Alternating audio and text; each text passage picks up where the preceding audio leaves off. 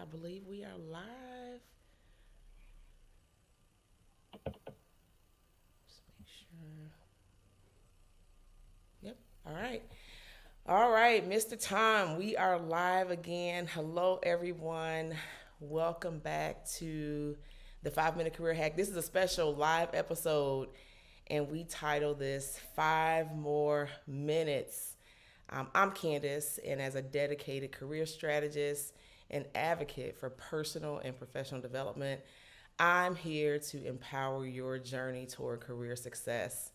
And joining me today is someone whose expertise in this field of study is truly exceptional. Tom Hannemann is here with me today, and I want to introduce him, and we're going to hop right in. But he is no stranger to the 5 Minute Career Hack podcast. If you didn't get a chance to check out our October 2nd episode, I interviewed Tom. So he is a trusted friend and a career strategist extraordinaire. And I think we gave him the title, Tom, as resume doctor. He's helping you all revive your sick resumes. But with over 25 years of experience, Tom has been a guiding force in helping countless professionals take control of their careers, unlock their potential, and achieve remarkable success. His direct, no nonsense approach, coupled with his unique talent for crafting impactful career narratives, makes him a true luminary in this industry. So get ready today because this is going to be enriching, and I know this insightful conversation is going to help you reach your full potential. So welcome back, Tom. How are you today? Well, thank you very, very much for having me back. And yeah, it's a privilege to be with you as always. Yeah, so I've actually done a little bit of thinking before we came on air. So hopefully I can transmit some encouraging messages for people because I do know that advancing your career these days is becoming more and more difficult and more challenging for a lot of people, and in some cases more and more confusing. And maybe that's some areas that we can touch on. Yeah, no, love that, love that. And just so you all know too, so Tom is talking to us today from Indonesia, right, Tom? Yeah, I'm currently in Indonesia in North Sumatra, and but I originally hail from Australia. So Yes, I'm an awesome. Aussie through and through. Yes, yes, love it, love it. And so I recognize. I was telling Tom in the pre-show. I recognize that I'm the thing standing between him and bedtime. But Tom, I do really appreciate you coming in today. And you're exactly right. There are so many folks out here that are interested and in this pursuit to advance their careers. And one of the things we do at 5 Minute Career Hack as Pivot Masters is we help them make that shift. And so, what I loved about your episode, and you said it was early on, and I think it guided the entire conversation, was it starts with your mental space. When you are looking to make a career shift like that, your mindset is the starting point that you have with your clients. And I thought that was so awesome that you called that out so early on, because a lot of times we're just really focused on just the outcome. Did I get the job? Does my resume say all the right words? Did I perform well in the interview? But how you're thinking and how you're feeling impacting the way that you come across in those settings, I think is so important. And you did a phenomenal job of not only sharing what that looks like, but giving hacks, specific things that people can do to visualize what that mindset shift looks like. So I went back and listened to the episode. We talked about a little bit in the pre-show that we recorded that definitely over a month ago. But going back and listening to the episode live, I was like, wow, this was a really amazing conversation. I learned so much. But I'm curious, what was your reaction, or maybe the favorite moment that you found in the episode that resonated with you? Yeah, I think sharing a lot of the experiences and stories that I've accumulated over quite a long time. When I look back on my sort of career in helping people advance their careers, I've met so many great people and had the opportunity to learn a lot from my clients through their experiences. and the issues they're facing. And I think that's really been very important. And as I listened to the episode, watched the episode, I thought, yeah, there's a lot to this that it seems simple. You write a resume, or you find a role that you like or think you like. You put together your resume, showing your skills and expertise, and hopefully relating it to what they're looking for in the job. And then you go for an interview, and they either offer you a job or they don't, or they offer you a job and you don't really think the job is right for you, so you turn it down, and you think, well, that's pretty straightforward, yeah. I mean, there's 4 steps, Right. maybe 5. You've got to negotiate a salary at some point, so there's 4 or 5 steps involved, but it ain't simple. Well, it's simple, but it ain't easy. Mm-hmm. Yeah, no, I agree. It's definitely not an easy process, especially with you name 5 steps, and while that seems like just some quick steps, I mean it requires you to go down to, which you highlighted very well, is to get to the root of your thoughts, the root of your emotions, the root of your experience, to be able to show up as your most agile self. Right, mental agility was the topic of the was the title of the podcast episode. So, no, thank you for sharing that. And I don't know if you haven't gotten a chance to watch the episode, this is for everybody who's on today. It is available at the 5 Minute Career Hacks, on the 5 Minute Career Hacks YouTube channel. Also, everywhere where podcasts are streamed. We point you all towards Apple Podcasts. We're on Spotify, Audible, Google Podcasts, you name it. But definitely go check out the episode and you'll find your favorite moment. Leave us a comment, subscribe, share it with a friend, all those things. But so I think the episode was about maybe about 40 minutes. And, we always start off with this like, okay, we got to do 25 minutes of talking because we know that's how long people are listening. And for me, because I love to connect with people and talk to people, I tend to go a little longer. So we went about 40 minutes, but I wanted to just come back. You shared so many great things in the episode, but I wanted to come back and just pose this one question for you in the spirit of 5 more minutes.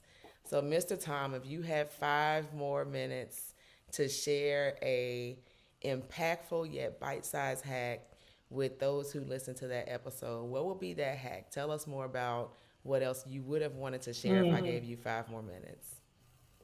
Yeah, I think what really came to mind first was, and there's actually a few, but the one that struck me as being the most pivotal and the most important is trust your intuition, trust your gut.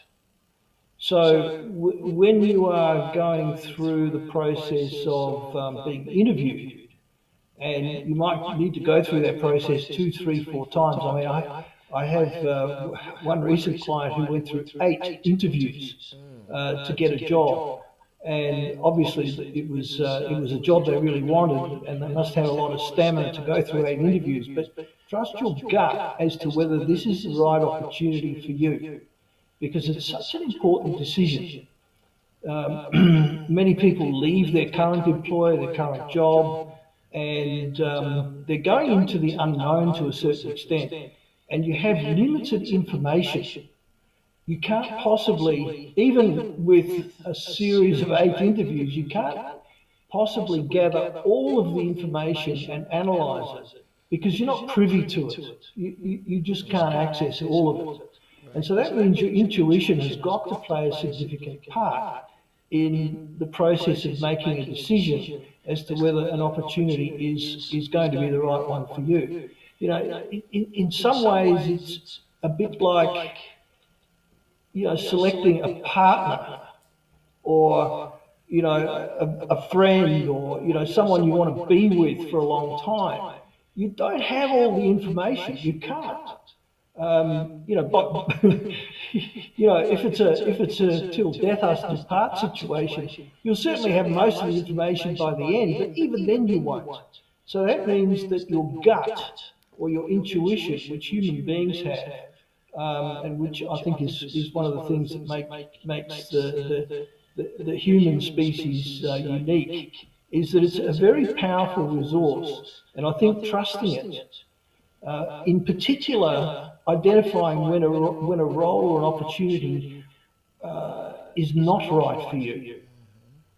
You know, you get this kind of feeling inside, and you kind of can't put your finger on it, and you think, you know, there's something not quite right about this, and learn to trust that, because that can keep you out of a whole pile of misery sometimes. And I speak from experience. Many years ago, I accepted a role, and I was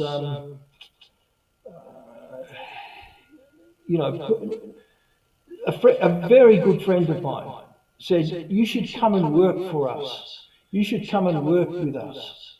And I thought, "Oh, okay, all right, let's have some conversations then." So I had a conversation with the CEO of the business, and with the next in line, a couple of other people, and there was something not quite right, but I accepted the job anyway.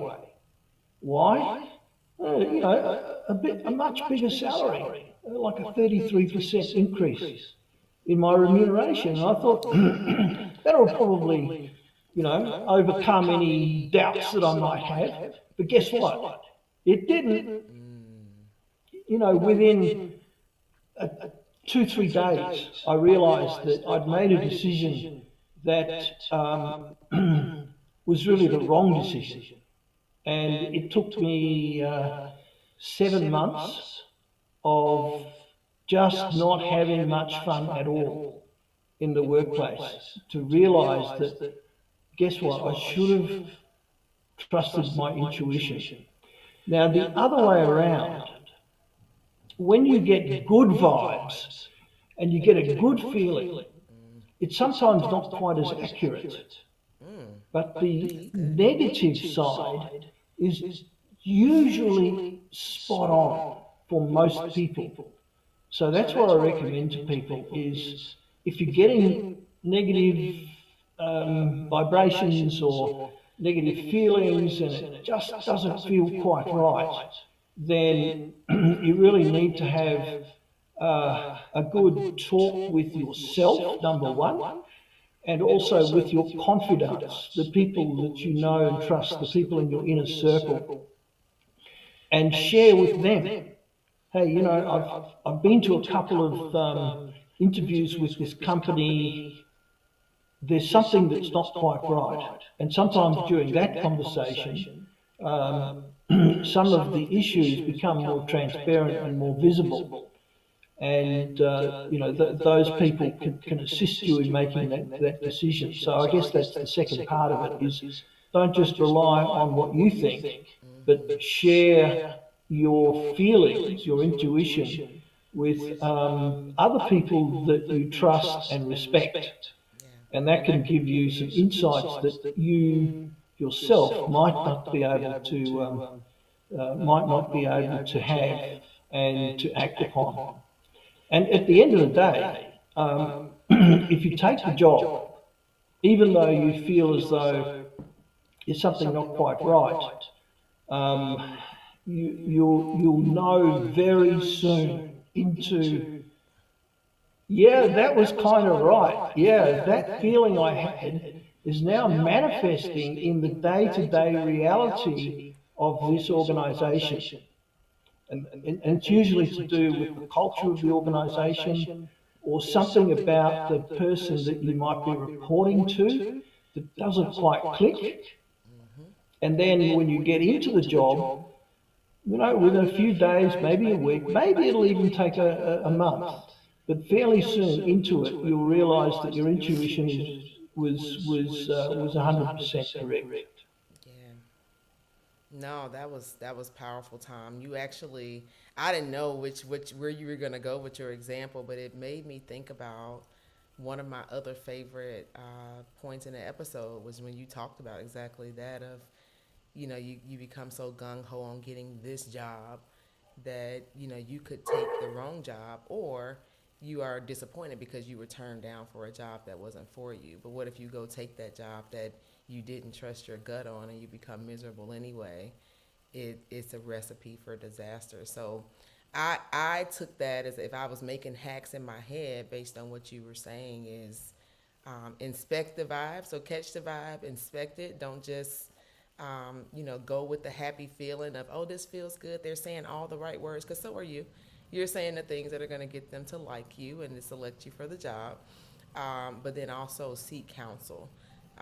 Don't feel like you need to make rash decisions alone, because a lot of times I think, and you can certainly chime in and let me know your thoughts on it, but we we have that gut feeling, but we ignore it for reasons like you mentioned of, oh, I need this salary, or I'm desperate for a job, or like I gotta pay my bills. Like I have a family to take care of. I'm worried about having gaps on my resume. All those things that will cause us to ignore our gut and not seek counsel. Um, Again, ignoring those things could lead to a place that you don't want to be. But that's why it's so important to lean on your community and ask questions, and inspect that vibe. Dig into the things that came across, to your point, and it's like a date. Where'd you get a red flag? Like, did you get a red flag about something? Ask more questions about that red flag. So I love the way that you shape that. And so if you could give, somebody's gonna make that decision, Tom. I mean, I have a few examples of where I made that decision where it didn't feel right. I did it anyway because I was thinking more externally than internally. Um, if somebody makes that decision, I have something in my head about what I could tell them, but I want to hear from you first. If they made that decision, they ignored the red flags, where do they go from there? Like, what do they do next? So, okay, so the job turns out not as you thought it might be. Reality rears its ugly head, and you suddenly find yourself in a position that you don't want to be in a company or an organisation that is not the right fit. And excuse me. It often depends on the context. In my situation, we moved cities, we moved households, we took our dogs. So the decision was not reversible. We had to go through with it, and there's a number of things you can do. And what I did was I decided to stick it out, um, to make the best of it, if you know, to try and learn something, to try and make the contribution that I was hired to make, even though it was untenable. So that's one strategy, and kind of hope and wait until something else comes along that you might see. And in my case, that happened after six Yeah. months or so. I found another opportunity that looked pretty good and more up my alley, and it, and I paid careful attention when I was speaking to the owners of the company, that that I didn't miss the information that I should have paid more attention to. So it was, I treated it as a learning experience, a very long, not pleasant learning experience, but sometimes they become the most powerful. So that's one way, is kind of sit it out, wait. Another strategy or approach is to say, well, and it depends on your financial situation as much as anything else. If you do have some money in the bank, and you can afford it, walk away Mm. quickly, fast, soon. Don't look back, Love that. Mm. knowing that you've made the right decision, because this just wasn't going to be the fun that you thought it might be. So that's another approach, but it depends on your situation. Yeah. A lot of people, and in our case, we couldn't afford that, even though I was getting paid Been there. a good salary. I still had commitments. I Yeah. still had a mortgage to pay and a car lease and all sorts of other you know other commitments, school fees and whatnot. And I couldn't just walk away because how long was it going to be? It was a new city. I didn't have any connections there. Was it going to be 6 months, 3 months, 2 years? Don't know. But if you can, as soon as you recognize that reality is going to be very different to what you thought it was going to be, then if you have that opportunity, walk away. And if you do, be upfront and honest with the people that hired you. Don't burn your bridges because even though that's the wrong culture and maybe the environment is not the right environment, they can those people that hired you might be decent people and wish you well and perhaps even um, give you some suggestions. Yeah. Or recommendations. Yeah. Yeah, perhaps. So don't burn your bridges. Don't make it a bad situation because, yeah, they selected you. You accepted the offer.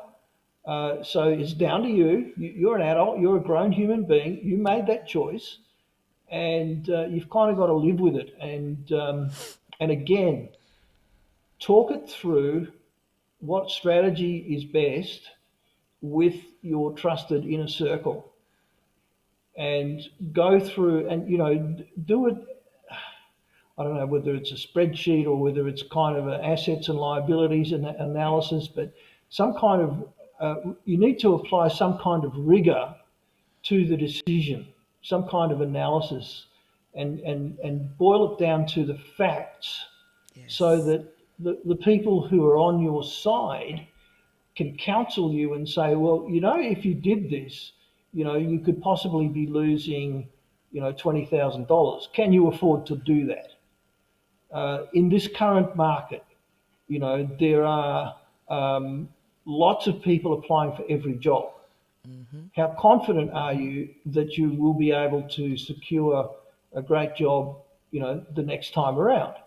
Right. So there's a lot of questions that need to be asked before you make the decision to walk away, if that's what you decide to do. I'm not saying it's always going to be the best situation. The third thing to do is depending on your relationship within the organisation, because it's all new and it's all fresh. And perhaps I wish that I'd done this in my situation, is gone to the chief executive and said, Bob, I don't think I made the best decision in joining this firm, and have an upfront conversation with that person if they're the right sort of person to do that. If they're an empathetic Right. person and You got to and gauge that. and they're a listener and all of those things, and if you get on with them and so forth. Now, I didn't do that because I didn't feel as though I could trust them. Mm. That was the and I had a little bit of evidence that I shouldn't trust them, Yeah. and so I decided not to do that because I felt that any information I disclosed about how I felt might be used against me, and they might have turned around and said, "Well, thanks for your time, but bye bye," and I'm out on the street. So yeah, it does depend on your relationship and how much you can trust the person. I did have a conversation with the person who recommended me for the job, Mm-hmm. who is Yep. my very good friend, and you know her advice to me was pretty sound, and it was, man, you've got to stick it out. Mm. I don't think logically and practically you've got another alternative this early in the piece because the market is tight. It's difficult for someone who's new, who's new in this city, Mm-hmm. who doesn't have the connections, and so that was the way that it ended. But yeah, it's I won't say it's a great experience, but it was a very powerful experience. Yeah. Yeah. Yeah, no, that was you were aligned when you the moment you said the word fact. That was, kind of what I was thinking. And, what do you do afterwards? And I think you have to respond with integrity. Is would be my answer to what's next, because sometimes we try to justify the reason that we ignored our gut with something that still satisfies our emotions, and we don't get to the root of why we made that decision unless we face it with the hard truth. And that, kind of takes you back to you, and you mentioned this in the episode of, well, what are really my values anyway? And at the point in the interview process, or when I started this job, that I realized that my values were, this was not aligned with my values, or my values were being stepped on, then that, why did I ignore that? And taking a step back to truly answer factually why you ignored that will probably be the thing that will have you start doing the work to find and accept the opportunity that is actually right for you. But if you're saying, oh, I ignored it, and you're not telling the truth about why you ignored it, you're going to find yourself in that situation all over again. And you all know I am one of, my articles are about authenticity. I'm on this hyper journey right now about authenticity and being who you truly are. And I've had it happen to me more than one time where I had this scenario, right? And I can't say that I regret it. This will lead me to my last point. I don't regret it, because every scenario where I took the job that I knew I didn't want or need, or it wasn't aligned with my values, or I got that bad vibe in the interview, I learned a substantial life lesson in that scenario, or in that situation or circumstance. I learned lessons that qualified me, in my opinion, to counsel and coach others on it, because I was able to make the mistake and face the truth about it. And now I can support others with, helping them either, navigate that situation, or preventing them from making that mistake. But I will tell you, the Mm. breakthrough didn't happen for me, Tom, until I forgave myself for making that bad decision. Because we spend so much time like, oh, I can't believe I did that, I knew it. And you'll spend so much time wallowing in the fact that you made the mistake, that, and not forgiving yourself, you don't even get to doing the work. And that's how you end up in that perpetual cycle. And so definitely respond with integrity. Again, this is another place where seek counsel comes into play. Have those conversations, but then also forgive yourself for that, and recognize what it was teaching you on how you should show up to the next job seeking activity that you embark upon in the future. So no, I appreciate you sharing that. That was powerful. Thank you, thank you. Yes, yes. So I know we are wrapping up. This was, again, another great conversation. I've already given Tom an open invitation to, we're going to definitely be coming back again at some point in the future to talk again. Tom has, so, as a career strategist, he has so many amazing approaches and techniques to helping you implement your career strategy, just like the 5 minute career hack. And I was drawn to him by the way he positioned is your resume sick, and I can help it get well, and I can help you personalize your career marketing collateral. I like the language that he was using, but when we got in this interview, I don't know if I was prepared for just how much alignment there was in doing the mindset work to be well in your next job. And so I'm grateful that we've had this conversation. And I'll tell you, Tom and I, and this is important for interviews, so this is the only reason I'm sharing this as well, but Tom and I made a personal connection regarding our love for basketball documentaries during our interview together.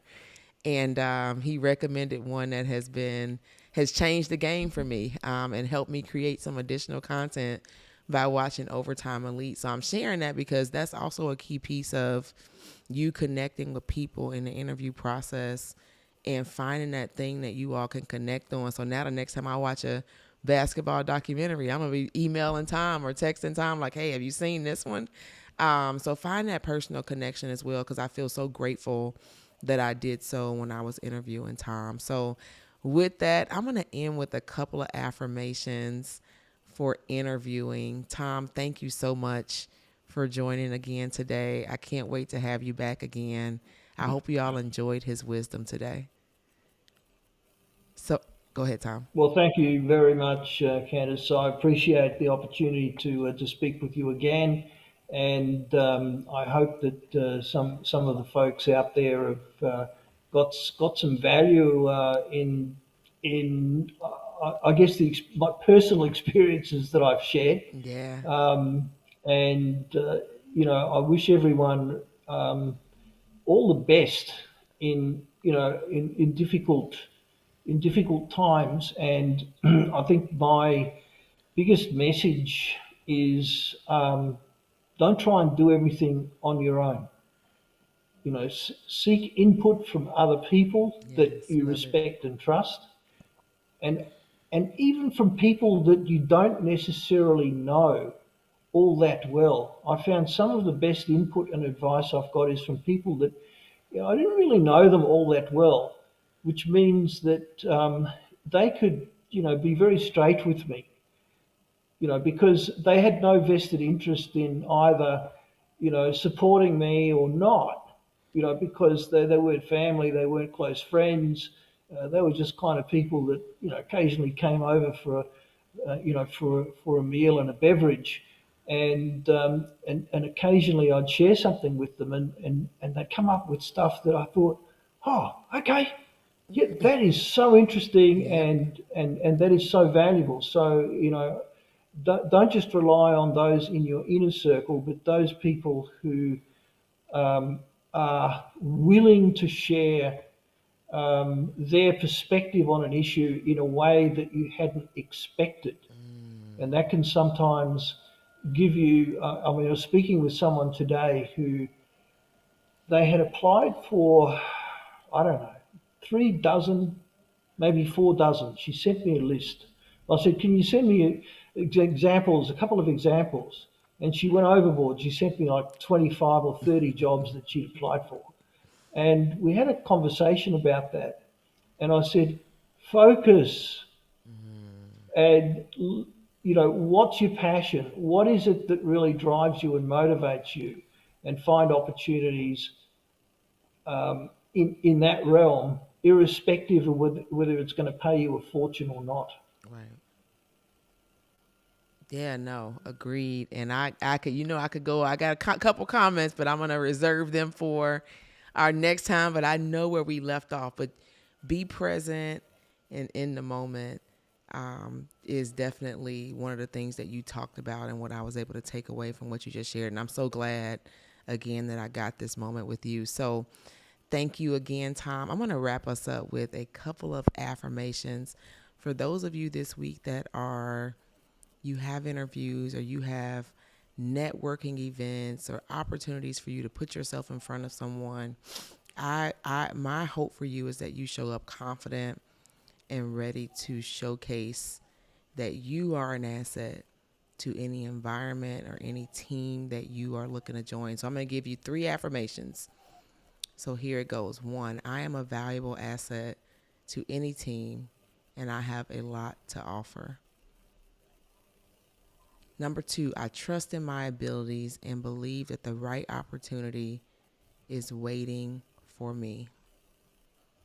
And the last one I'll share with you is I radiate enthusiasm, positivity, and authenticity, making a lasting impression. And I hope that the work that Tom and I have done together over these last 2 episodes have made a lasting impression on you. If you have not seen the episode, be sure to go to the 5 Minute Career Hack YouTube channel or log in wherever you listen to podcasts. We are everywhere. Each week we're sharing videos with hacks in either 5 or 10 minutes, or you can find on Mondays that we are releasing episodes of industry experts, entrepreneurs, business leaders, from around the globe. Tom took us global, from around the globe, that will help you enhance your career strategy and prepare you for the pivot in your company, your career, and your confidence. Until next time, I hope that you all have a fantastic rest of your week. Thanks again, Tom.